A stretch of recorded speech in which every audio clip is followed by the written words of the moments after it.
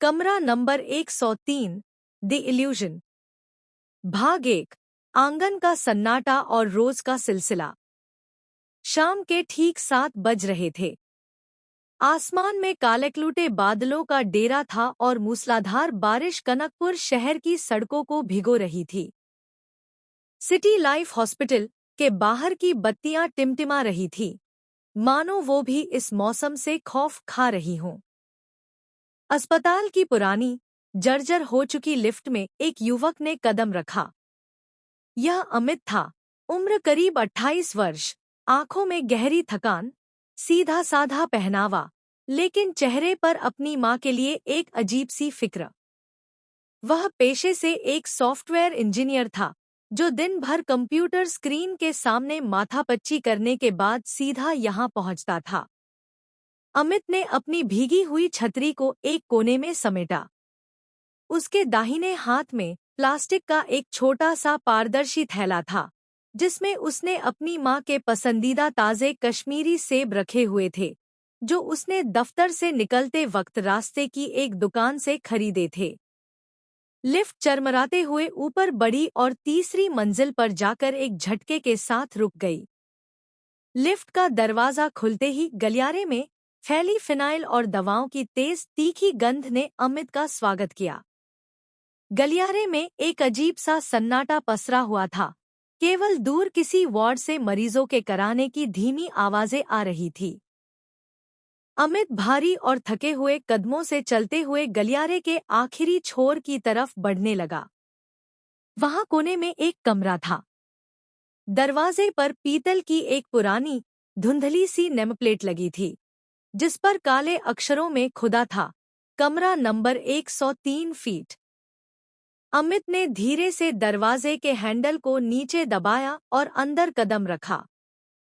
कमरे की मध्यम पीली रोशनी में बेड पर उसकी 60 वर्ष की बूढ़ी और बीमार माँ, शारदा देवी लेटी हुई थी। उनके गोरे, झुर्रीदार चेहरे पर बीमारी के कारण पीलापन आ चुका था, सफ़ेद बाल बिखरे थे और दाहिने हाथ में ग्लूकोज की ड्रिप लगी हुई थी। अमित को देखते ही उनकी कमजोर आंखों में एक चमक आ गई और उनके सूखे होठों पर एक प्यारी सी, तसल्ली भरी मुस्कान तैर गई। अमित ने उनके बेड के पास रखी प्लास्टिक की कुर्सी को थोड़ा और करीब खिसकाया और बैठ गया। उसने माँ का ठंडी पड़ चुकी हथेलियों को अपने दोनों हाथों में लिया और सहलाते हुए बोला, माँ, आज पूरे दिन कैसी तबीयत रही आपकी? डॉक्टर साहब आए थे राउंड पर? उन्होंने क्या कहा? शारदा देवी ने कांपती और बेहद धीमी आवाज में कहा, अमित बेटा, तू दिन भर दफ्तर में इतनी मेहनत करता है, फिर इस तेज बारिश में रोज इतनी दूर मुझसे मिलने आता है। थक जाता होगा। मेरी चिंता मत किया कर, मैं अब बिल्कुल ठीक हूँ। बस तू अपना ख्याल रख और अपनी पत्नी किरण का ध्यान रखना। वह घर पर अकेली रहती है। अमित ने मुस्कुराते हुए थैले से एक लाल सुर्ख सेब निकाला, जेब से छोटा चाकू निकाला और बड़े सलीके से उसे छिलने लगा। उसने सेब का एक छोटा सा टुकड़ा माँ के मुंह के पास किया। माँ ने धीरे से अपना मुंह खोला और उसे चबाने लगी। चबाते हुए उनके चेहरे पर एक संतोष था। उन्होंने अमित का हाथ थामते हुए कहा, बहुत मीठा है बेटा। ले, एक टुकड़ा तू भी खा ले। अमित ने मुस्कुराकर माँ के हाथ से वो सेब का टुकड़ा लिया और अपने मुंह में रख लिया। सेब का रस उसके गले से नीचे उतरा तो उसकी दिनभर की थकान मिट गई। उसने करीब आधा घंटा माँ के सिर पर हाथ फेरा, उनसे बातें की और रात के ठीक 9 बजे वह कमरे की बत्ती धीमी करके अस्पताल से बाहर आ गया। पिछले 2 हफ्तों से अमित की जिंदगी का यही एक तय नियम था। भाग 2। रात का साया और किरण की चेतावनी। जब अमित रात के ठीक 10 बजे अपने फ्लैट पर पहुंचा, तो पूरे घर में घना अंधेरा था। उसने दीवार पर टटोलकर जैसे ही हॉल का स्विच ऑन किया, रोशनी फैलते ही वह चौंक गया। सोफे पर उसकी 25 वर्ष की पत्नी किरण बैठी हुई थी। किरण दिखने में बेहद खूबसूरत, शांत और संस्कारी लगती थी, लेकिन इस वक्त उसके चेहरे के हावभाव डरावने थे। उसकी आंखों के नीचे काले घेरे थे और वह लगातार अपने हाथों की उंगलियों को मरोड़ रही थी। अमित ने अपनी गीली जैकेट को खूंटी पर टांगते हुए कहा, किरण, तुम इस तरह अंधेरे में क्यों बैठी हो? अभी तक सोई नहीं? खाना खा लिया तुमने? किरण सोफे से उठी और धीरे धीरे अमित के करीब आई। उसकी आंखों में गुस्सा नहीं, बल्कि एक अजीब सा खौफ और हमदर्दी थी। उसने अमित के बिल्कुल पास आकर उसकी आंखों में आंखें डालकर बेहद भारी आवाज में पूछा, अमित, तुम आज फिर वहीं गए थे ना? उसी सिटी लाइफ हॉस्पिटल में? अमित ने थोड़ा चिढ़ते हुए अपनी चप्पलें निकाली। हाँ किरण, रोज रोज एक ही सवाल पूछकर तुम क्या साबित करना चाहती हो? माँ वहां अस्पताल में जिंदगी और मौत के बीच झूल रही हैं। डॉक्टर कह रहे हैं कि उन्हें ठीक होने में समय लगेगा। और तुम चाहती हूँ कि मैं अपनी सगी माँ से मिलने भी न जाऊं? तुम्हें क्या तकलीफ है? यह सुनते ही किरण के सब्र का बांध जैसे टूट गया। उसने आगे बढ़कर अमित के दोनों कंधे अपनी पूरी ताकत से पकड़े और उसे हिलाते हुए फूट फूट कर रोने लगी। अमित, होश में आओ। भगवान के लिए अपने चारों तरफ देखो। तुम किस माँ की बात कर रहे हो? माँ जी को गुजरे हुए पूरा 1 साल हो चुका है। पिछले साल इसी बरसात के महीने में हार्ट अटैक से उनकी मौत हुई थी और उनका अंतिम संस्कार तुमने खुद अपने हाथों से इसी शहर के श्मशान घाट में किया था। तुम किसी गंभीर मानसिक बीमारी का शिकार हो रहे हो अमित। तुम रोज रात को कहाँ जाते हो? किसके साथ बैठकर वक्त बिताते हो? अमित का चेहरा गुस्से से लाल हो गया। उसने झटके से किरण के हाथों को अपने कंधों से हटाया और चिल्लाया, दिमाग खराब हो गया है तुम्हारा किरण? लगता है पागल मैं नहीं, तुम हो चुकी हो। मैं अभी अभी अपनी आंखों से माँ को देख कर आ रहा हूँ। उनके हाथों से सेब का टुकड़ा खाकर आ रहा हूँ। वो जिंदा है। कमरा नंबर 103 में भर्ती हैं वो। अगर दोबारा तुमने मेरी माँ के बारे में ऐसी मनहूस बात की या उन्हें मरा हुआ कहा, तो मुझसे बुरा कोई नहीं होगा। समझी तुम? अमित गुस्से में पैर पटकता हुआ बेडरूम में चला गया और अंदर से दरवाजा जोर से बंद कर लिया। हॉल में अकेली खड़ी किरण ने तुरंत अपने आंसू पोंछे। उसके रोते हुए चेहरे के भाव एक झटके में बदल गए। उसकी आंखों का खौफ गायब हो चुका था और उसकी जगह एक बेहद शातिर, ठंडी और क्रूर मुस्कान ने ले ली थी। उसने धीरे से अपनी जेब से फोन निकाला और अंधेरे कोने में जाकर किसी को मैसेज टाइप किया। काम बिल्कुल सही दिशा में जा रहा है। वह पूरी तरह हमारे बिछाए जाल में फंस चुका है। कल आखिरी वार करेंगे। भाग 3, गायब कमरा और अस्पताल का नर्क। अगली शाम अमित दफ्तर का काम खत्म करके फिर से उसी समय ठीक 7:15 बजे अस्पताल पहुंचा। आज मौसम और भी खराब था। अमित ने दफ्तर से निकलते समय रास्ते की एक अच्छी होटल रेस्टोरेंट से अपनी माँ के लिए गर्मागर्म वेजिटेबल सूप पैक करवाया था और उसे हाथ में लिए वह तेज कदमों से गलियारे के आखिरी छोर की तरफ बढ़ने लगा।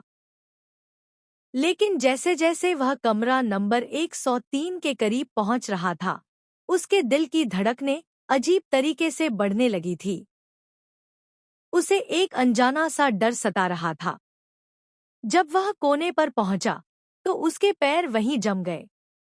उसके हाथ से सूप का वह डिब्बा छूटकर फर्श पर गिर पड़ा और गर्म सूप चारों तरफ फैल गया। जहां रोज कमरा नंबर 103 फीट हुआ करता था, आज वहां का नजारा पूरी तरह बदला हुआ था।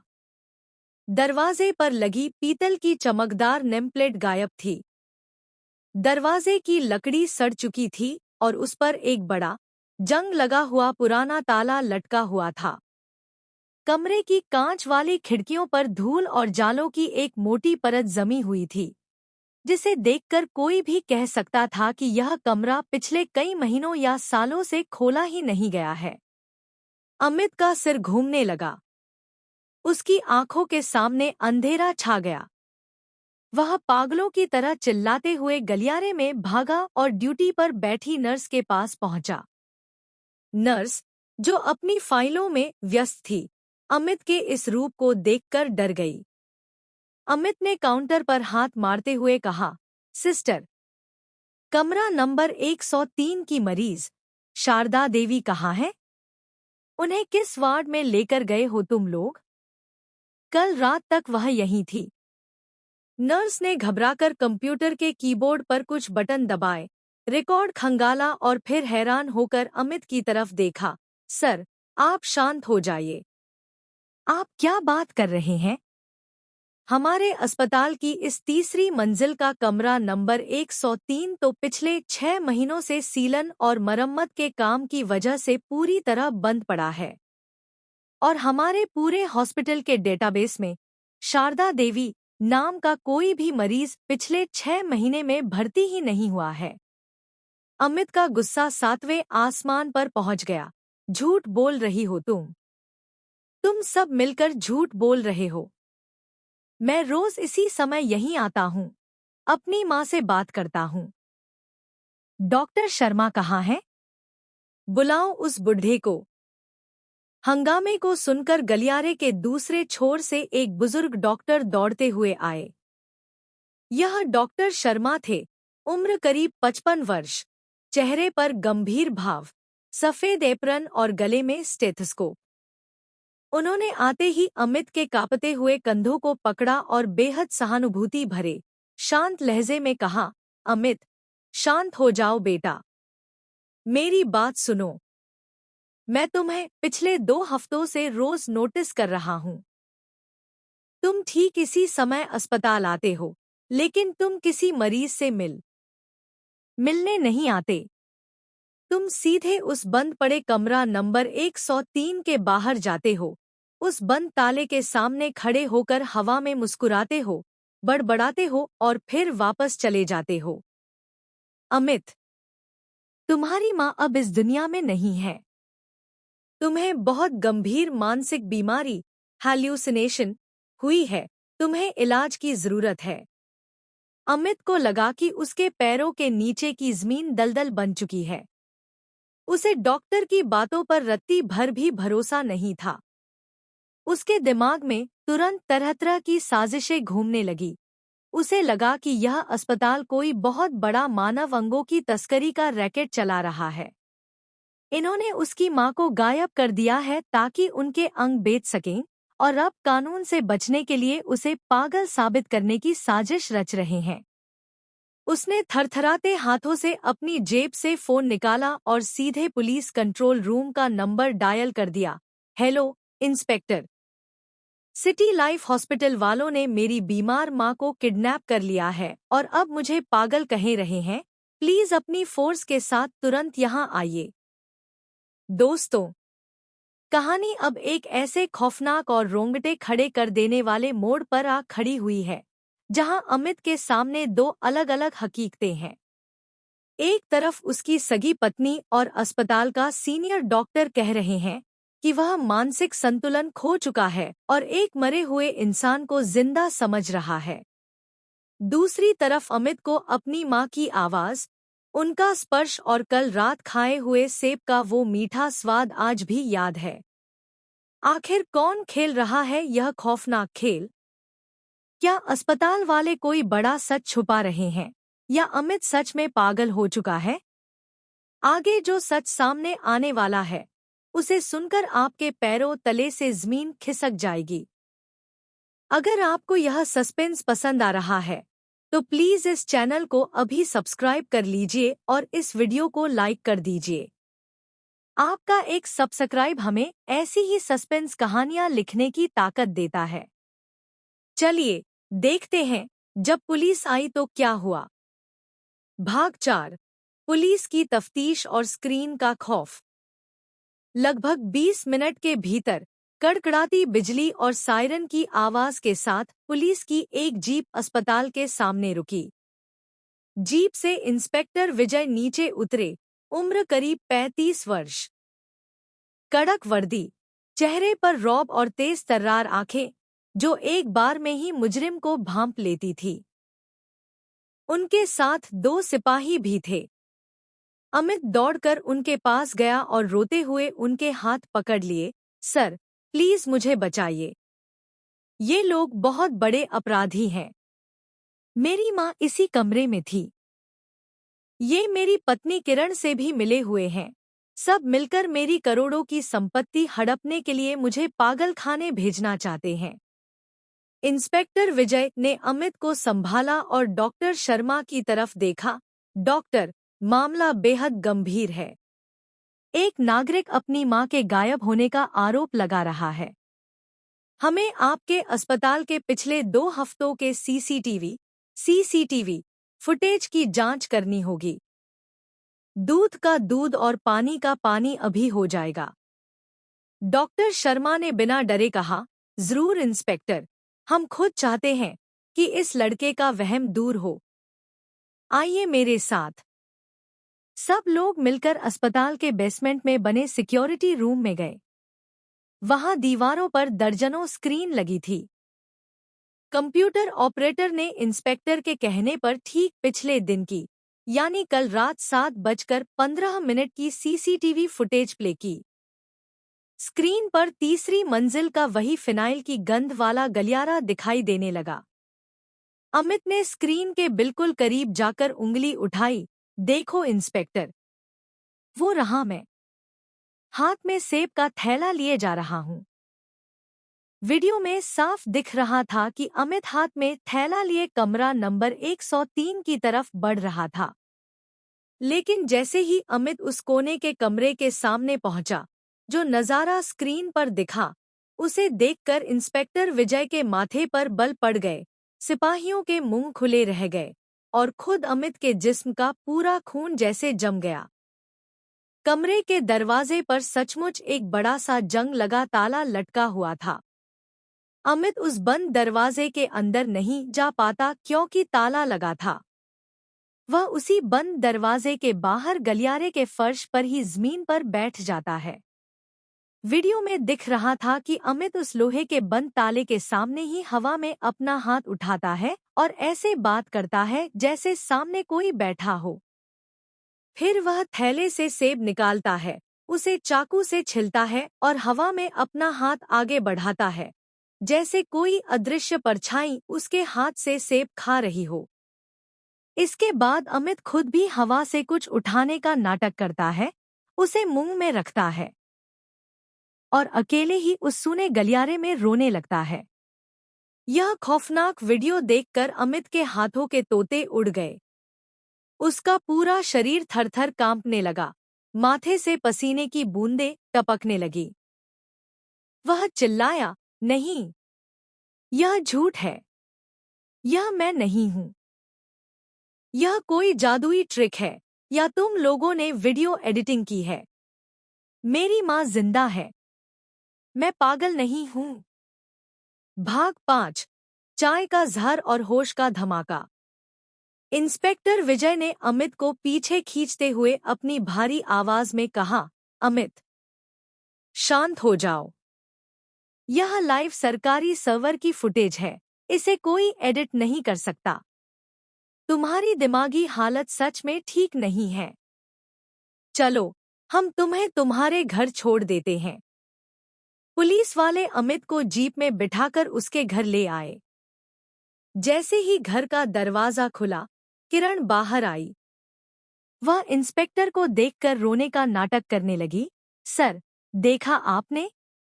मैं 1 साल से यह नर्क झेल रही हूँ। माँ जी की मौत के सदमे को यह बर्दाश्त नहीं कर पाए। यह रोज रात को कहाँ चले जाते हैं, मुझे नहीं पता। प्लीज इनका इलाज कराइए। इंस्पेक्टर विजय ने अमित को सोफे पर बिठाया, किरण को कुछ दवाइयां देने को कहा और पुलिस टीम के साथ चले गए। अमित अपने बेडरूम के बिस्तर पर बेजान पुतले की तरह पड़ा था। उसकी आंखों से लगातार आंसू बह रहे थे। आज उसका खुद की आंखों, खुद के कानों और खुद के वजूद पर से विश्वास उठ चुका था। क्या वह सच में एक पागल इंसान था? क्या जिसे वह माँ समझ रहा था, वह केवल उसके दिमाग का कोई वहम था? रात के करीब 11:30 बज रहे थे। बाहर बारिश थम चुकी थी, लेकिन सन्नाटा और गहरा हो गया था। किरण के हाथ में एक चीनी मिट्टी का कप था, जिसमें से गर्म भाप निकल रही थी।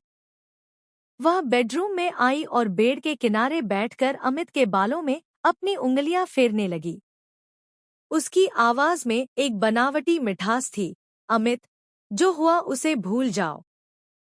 बहुत थक गए हो तुम। यह लो, मैंने तुम्हारे लिए खास हर्बल चाय बनाई है, इसे पी लो। इसे पीकर तुम्हें बहुत गहरी और सुकून की नींद आएगी। अमित ने बिना कुछ सोचे समझे कप अपने हाथ में ले लिया। वह अपनी ही सोच में डूबा हुआ था। जैसे ही उसने चाय की पहली चुस्की लेने के लिए कप को अपने होठों से छुआया, उसके कानों में अचानक अस्पताल की वो आवाज गूंजी। कल रात माँ ने उससे कहा था, बस तू अपनी पत्नी किरण का ख्याल रखना। माँ ने यह बात अचानक क्यों कही थी? और सबसे बड़ा और वैज्ञानिक सवाल, अगर वह अस्पताल के उस बंद कमरे के बाहर केवल मतिभ्रम, हैल्यूसिनेशन के कारण हवा में सेब खा रहा था, तो उस कश्मीरी सेब की मीठी खुशबू और उसका असली भौतिक स्वाद, फिजिकल टेस्ट, उसके गले और मुंह में आज भी कैसे महसूस हो रहा था? मेडिकल साइंस कहता है कि भ्रम में इंसान को चीजें दिखाई और सुनाई दे सकती हैं, लेकिन कोई भी इंसानी दिमाग बिना किसी वस्तु के पेट में गए उसका असली रासायनिक स्वाद खुद से पैदा नहीं कर सकता। इसका मतलब अमित ने सचमुच कुछ खाया था। अमित का सॉफ्टवेयर इंजीनियर वाला लॉजिकल दिमाग जाग उठा। उसने चाय की चुस्की नहीं ली। उसने अपनी आंखों के कोने से किरण की तरफ देखा। किरण की आंखें अमित के होठों पर टिकी थीं। वह बहुत ही बेसब्री से अमित के चाय पीने का इंतजार कर रही थी। उसकी सांसें तेज चल रही थी। अमित ने एक चाल चली। उसने कप को थोड़ा दूर किया और खांसते हुए बोला, किरण, मेरा गला बहुत सूख रहा है। इस चाय को पीने से पहले मुझे थोड़ा फ्रिज का ठंडा पानी ला दोगी? बहुत बेचैनी हो रही है। किरण ने तुरंत हाँ में सिर हिलाया। हाँ, मैं अभी लाती हूँ। जैसे ही किरण पानी लेने के लिए रसोई की तरफ मुड़ी, अमित तुरंत बेड से उठा। उसने बेडरूम के कोने में रखे एक बड़े से मनी प्लांट के गमले की मिट्टी में वह पूरी की पूरी चाय पलट दी। चाय गिरने के ठीक 3 सेकंड के भीतर अमित की आंखें खौफ से फटी की फटी रह गईं। उस गमले की मिट्टी में रेंगने वाले छोटे छोटे कीड़े और केंचुए अचानक तड़पने लगे और कुछ ही पलों में काले पड़कर मर गए। अमित के जिस्म में एक सिहरन दौड़ गई। वह चाय कोई मामूली हर्बल चाय नहीं थी। असल में किरण उसे रोज सुबह और शाम को जो चाय देती थी, उसी में वह मतिभ्रम, हैल्यूसिनेशन पैदा करने वाला एक खतरनाक ड्रग मिलाकर देती थी, जिसका असर 24 घंटे रहता था। अस्पताल में जो सेब अमित ने खाया था, वह तो उसने खुद बाहर से खरीदा था, लेकिन चबाते वक्त अमित के मुंह की लार, सलाइवा में पहले से वही चाय वाला केमिकल मौजूद था, जिसने सेब के रस के साथ मिलकर अमित के गले में असली स्वाद का एहसास कराया था। किरण की इस चाय ने अमित के नर्वस सिस्टम को पूरी तरह अपने काबू में कर रखा था। भाग 6, साजिश की रात और आखिरी गवाह। अमित सब समझ चुका था। उसके अंदर का डर अब गुस्से में बदल चुका था। उसने कप को वापस टेबल पर रखा, बिस्तर पर लेटा और अपनी आंखें बंद करके ऐसे नाटक करने लगा जैसे वह बहुत गहरी और मदहोशी की नींद में सो चुका हो। कुछ ही देर बाद किरण पानी का गिलास लेकर कमरे में आई। उसने देखा कि अमित का हाथ बेड से नीचे लटका है और वह गहरी सांसें ले रहा है। उसने पानी का गिलास साइड में रखा और अमित के चेहरे के पास जाकर उसे झकझोरा। अमित, अमित, सुनो। लेकिन अमित ने कोई हरकत नहीं की। किरण के चेहरे पर एक शैतानी और विजयी मुस्कान आ गई। उसने तुरंत अपनी नाइटी की जेब से फोन निकाला और दबे पांव बालकनी की तरफ बढ़ गई। अमित ने धीरे से अपनी आंखें खोलीं। वह बिल्ली की तरह बिना कोई आवाज किए बेड से उतरा।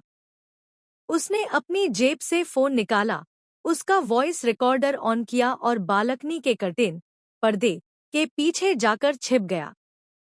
बाहर बालकनी में किरण किसी से फोन पर बात कर रही थी और उसकी आवाज में एक अजीब सी उत्तेजना थी। हेलो विकास। हाँ, मैं किरण बोल रही हूँ। बहुत बड़ी खुशखबरी है। हमारा प्लान 100% कामयाब रहा।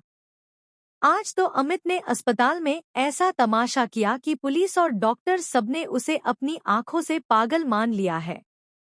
सिटी लाइफ हॉस्पिटल के उस लालची डॉक्टर शर्मा को जो हमने 20 लाख रुपए दिए थे, उसने अपना काम बखूबी किया। और विकास, तुमने जो उस कमरे की सीसीटीवी फुटेज को कंप्यूटर ग्राफिक्स वीएफएक्स से एडिट किया था ना, जिसमें अमित खाली गलियारे में बैठा दिख रहा था, उसने तो कमाल ही कर दिया। पुलिस वाले भी चकमा खा गए। अमित ने अभी अभी मेरी दी हुई ड्रग्स वाली चाय पी ली है। अब अगले 2 दिन में मैं उसे पूरी तरह मानसिक विक्षिप्त साबित करके मेंटल असाइलम, पागल खाने भिजवा दूंगी। उसके बाद उसके स्वर्गीय पिता की जो 10 करोड़ रुपए की पुश्तैनी जमीन और शहर के सारे फ्लैट्स हैं, उनकी पावर ऑफ अटॉर्नी कानूनी रूप से मेरी हो जाएगी। फिर हम दोनों इस अमित को यहाँ सड़ने के लिए छोड़ेंगे और सारे पैसे लेकर कनाडा भाग जाएंगे। किरण फोन पर जोर जोर से हंस रही थी, मानो उसने दुनिया जीत ली हो। लेकिन वह नहीं जानती थी कि उसके ठीक पीछे यमराज की तरह अमित खड़ा था। अमित ने आगे बढ़कर बालकनी का स्विच ऑन कर दिया। तेज रोशनी होते ही किरण चौंक कर पीछे घूमी। सामने अमित को पूरी तरह होश में और आंखों में जलती हुई आग के साथ खड़ा देखकर उसके हाथ से फोन छूटकर बालकनी के फर्श पर गिर गया और उसका स्क्रीन चकनाचूर हो गया। तो यह थी तुम्हारी वफादारी और मेरी प्रॉपर्टी के लिए तुम्हारी ये अय्याशी, किरण। अमित की आवाज में इतनी नफरत थी कि किरण 2 कदम पीछे हट गई। किरण ने हकबकाते हुए झूठ बोलने की कोशिश की। अमित, तुम सोए नहीं? तुम ये क्या बकवास सुन रहे हो? तुम पागल हो चुके हो। तुम्हें मतिभ्रम हो रहा है। अब अपना यह पागलों वाला नाटक बंद करो किरण। अंधी तुम हो चुकी हो लालच में, अमित ने चिल्लाकर कहा। तभी बेडरूम का मुख्य दरवाजा एक जोरदार आवाज के साथ अंदर की तरफ टूटा। इंस्पेक्टर विजय अपने हाथ में रिवॉल्वर लिए कई पुलिसवालों के साथ अंदर दाखिल हुए। उनके साथ एक और शख्स था, जिसके हाथों में लोहे की हथकड़ियां लगी थीं, और वह रो रहा था। वह कोई और नहीं, बल्कि अस्पताल का डॉक्टर शर्मा था। किरण के पैरों तले से जमीन खिसक गई, उसका पूरा शरीर पीला पड़ गया। अमित के शातिर दिमाग और फॉरेंसिक सबूतों के आगे किरण लाचार थी। इंस्पेक्टर विजय ने किरण के पास आकर हथकड़ी लहराई और कहा, किरण जी, जब हम शाम को अमित को घर छोड़कर जा रहे थे, तब अमित ने बड़ी चालाकी से गले मिलते वक्त मेरी वर्दी की जेब में उस आधे खाए हुए सेब का टुकड़ा डाल दिया था, जो वह अस्पताल से अपने साथ थैले में वापस लाया था। उसने धीरे से मेरे कान में कहा था, सर, इस सेब पर मेरे थूक, सलाइवा की जांच फॉरेंसिक लैब से कराइए। मुझे घर की चाय पर शक है। जब हमारी टीम ने तुरंत लैब में अमित के थूक की जांच की, तो पता चला कि उसके शरीर में लाइसर्जिक एसिड नाम की एक बेहद खतरनाक प्रतिबंधित ड्रग के भारी अंश थे, जो इंसान को मतिभ्रम, हैल्यूसिनेशन का शिकार बनाती है। यह ड्रग उसे घर के खाने या चाय में मिलाकर पिछले कई दिनों से दी जा रही थी। मुझे तुरंत समझ आ गया कि अमित पागल नहीं है, बल्कि उसके साथ कोई बहुत बड़ा खेल खेला जा रहा है। मैंने सीधे डॉक्टर शर्मा को उनके घर से उठाया और पुलिस स्टेशन ले जाकर जब हमारे स्पेशल सेल ने उन्हें केवल 2 थप्पड़ मारे, तो उन्होंने तुम्हारा, विकास का और इस पूरी 10 करोड़ रुपए की साजिश का कच्चा चिट्ठा उगल दिया। तभी बालकनी के नीचे खड़ी पुलिस टीम की सीटी बजी। विकास, उम्र करीब 27 वर्ष, जीन्स और लेदर जैकेट पहने एक शातिर अपराधी, जो नीचे गाड़ी में किरण का इंतजार कर रहा था, उसे भी पुलिस ने चारों तरफ से घेरकर दबोच लिया था। किरण फूट फूट कर रोने लगी और अमित के पैरों में गिर गई। अमित, मुझे माफ कर दो। मैं विकास के बहकावे में आ गई थी। मैं तुम्हारी पत्नी हूँ अमित, मुझे जेल मत भेजो, मैं मर जाऊंगी। अमित ने अपनी आंखों के आंसू पोंछे और नफरत से अपना पैर पीछे खींच लिया। किरण, तुमने अपनी अय्याशी और लालच के लिए मेरी उस मृत माँ की ममता और उनकी यादों का इस्तेमाल मुझे पागल बनाने के लिए किया, जिन्होंने तुम्हें अपनी बेटी से ज्यादा प्यार दिया था। कानून तुम्हें कभी माफ नहीं करेगा, और मैं भी नहीं। सिपाहियों ने आगे बढ़कर किरण के दोनों हाथ पीछे किए और उसके गोरे हाथों में लोहे की ठंडी हथकड़ी पहना दी। पुलिस किरण और विकास को घसीटते हुए जीप की तरफ ले गई। डॉक्टर शर्मा का अस्पताल हमेशा के लिए सील कर दिया गया और उनका लाइसेंस रद्द हो गया। सुबह की पहली किरण अमित के घर की खिड़की से अंदर आ रही थी। अमित बिल्कुल अकेला उस सूने घर में खड़ा था। उसने हॉल की दीवार पर लगी अपनी माँ, शारदा देवी की तस्वीर के सामने एक दिया जलाया। माँ की तस्वीर में वही पुरानी, तसल्ली भरी मुस्कान थी। अमित की आंखों से सच्चे आंसू बह निकले। वह समझ चुका था कि भले ही वह इस साजिश से बच गया था, लेकिन पिछले कुछ हफ्तों में उस खतरनाक ड्रग और अपनी माँ को खोने के गहरे सदमे ने उसके दिमाग पर बहुत गहरा असर डाला था। वह जानता था कि केवल दुश्मनों को सजा दिलाना काफी नहीं है, खुद के मानसिक स्वास्थ्य को ठीक करना भी उतना ही जरूरी है। अमित ने अगले ही दिन एक जानेमाने और ईमानदार साइकोलॉजिस्ट, मनोवैज्ञानिक, से मिलने का फैसला किया। उसने अपनी थेरेपी शुरू करवाई और धीरे धीरे अपने आप को उस भयानक ट्रॉमा से बाहर निकाला। डॉक्टर के सही इलाज, मेडिटेशन और अपनी इच्छा शक्ति के दम पर अमित रिकवरी के रास्ते पर आगे बढ़ गया।